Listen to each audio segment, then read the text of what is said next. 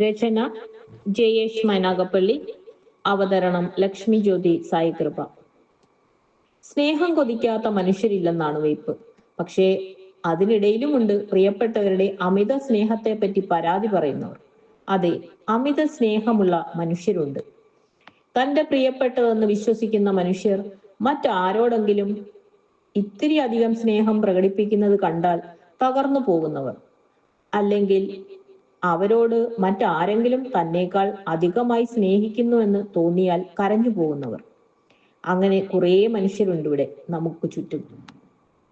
ഒരിക്കലെന്നോ കിട്ടാതെ പോയ സ്നേഹമൊക്കെ പിന്നീട് എപ്പോഴോ കിട്ടിത്തുടങ്ങിയപ്പോൾ വരണ്ടുണങ്ങിയ ഭൂമിയിലേക്ക് പെയ്തിറങ്ങിയ മഴയെ പുതഞ്ഞുകിടന്ന വിത്തുകൾ ആസ്വദിച്ചതുപോലെ മനസ്സിൽ അടക്കം ചെയ്ത ഉണങ്ങിയ പ്രതീക്ഷകൾക്ക് മുളപൊട്ടിയ മനുഷ്യർ. ആ സ്നേഹം പകർന്നു നൽകിയ മനുഷ്യരെ ദൈവത്തിനുമപ്പുറം മനസ്സിൽ പ്രതിഷ്ഠിച്ചവർ. മറ്റൊരാളുടെ മനസ്സിൽ ഒരിക്കലും ഒരിടമുണ്ടാകില്ലെന്ന് കരുതി ഉറപ്പിച്ചെടുത്ത് അങ്ങനെ ഒരിടം തുറന്നു കിട്ടിയപ്പോൾ ലോകം ജയിച്ചവരെ പോലെ മതിമറന്നവർ. ആ ഇടങ്ങൾ പങ്കുവയ്ക്കപ്പെടുകയെന്നത് അവരെ സംബന്ധിച്ച് ആലോചനയ്ക്കും അപ്പുറമാകും. എല്ലാവരാലും വെറുക്കപ്പെട്ട് എല്ലാത്തിനെയും വെറുത്ത് ഒടുവിൽ ഒരു നാൾ ഒരു മനുഷ്യന്റെ സ്നേഹത്തിന്റെ ഉറവ കണ്ടെത്തിയപ്പോൾ ആ മനുഷ്യനിലേക്ക് തന്റെ ലോകത്തെ ചുരുക്കി ചെറുതാക്കിയവർ. ഇടമില്ലെന്ന് കരുതിയ ഈ ലോകത്തിൽ തനിക്ക് മാത്രമായി ഒരു ലോകത്തെ തന്റെ പ്രിയപ്പെട്ട ഒരാളിൽ കണ്ടെത്തിയവർക്ക് ആ ലോകത്തിന് മറ്റൊരവകാശിയെ എങ്ങനെ ഉൾക്കൊള്ളാനാവും? സ്നേഹത്തിന്റെയും പരിഗണനകളുടെയും നടുക്കടലിൽ നീന്തി തുടിച്ചവർക്ക് അവരെ മനസ്സിലാവില്ല. കിട്ടാക്കനിയെന്ന് കരുതിയിട്ടും കിട്ടിയത് നഷ്ടപ്പെട്ടു പോകുമെന്ന ഭയം മാത്രമാണ് അവർക്ക്.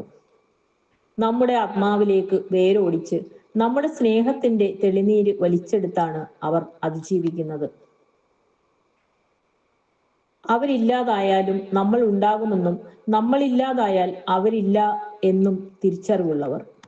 അവർക്ക് സ്വാർത്ഥത കൂടുതലാണ് എന്നത് സത്യമാണ്. അത് പക്ഷേ സ്നേഹത്തിന്റെ സ്വാർത്ഥതയാണ്. ഈ പ്രപഞ്ചത്തിലെ എല്ലാം ഒന്നിനൊന്ന് വ്യത്യസ്തമാണ്. ആ വ്യത്യസ്തങ്ങളാണ് അവയുടെയൊക്കെ സൗന്ദര്യവും. ഇത്തരം മനുഷ്യരുടെ ഈ സ്വാർത്ഥത അവരുടെ സ്നേഹത്തിന്റെ ചമയങ്ങളില്ലാത്ത സൗന്ദര്യമാണ്. ഒരർത്ഥത്തിൽ നമുക്ക് വേണ്ടി നമ്മൾ പ്രാർത്ഥിക്കുന്നതിനേക്കാൾ 1000 മടങ്ങ് ശക്തിയുള്ള ഒരു പ്രാർത്ഥനയാണ് അവരുടെ ആ സ്വാർത്ഥത. സ്നേഹം കൊണ്ട് മുറിവേറ്റ മനുഷ്യരുടെ സ്നേഹം നിലനിർത്താനുള്ള പ്രാർത്ഥനയാണിത്.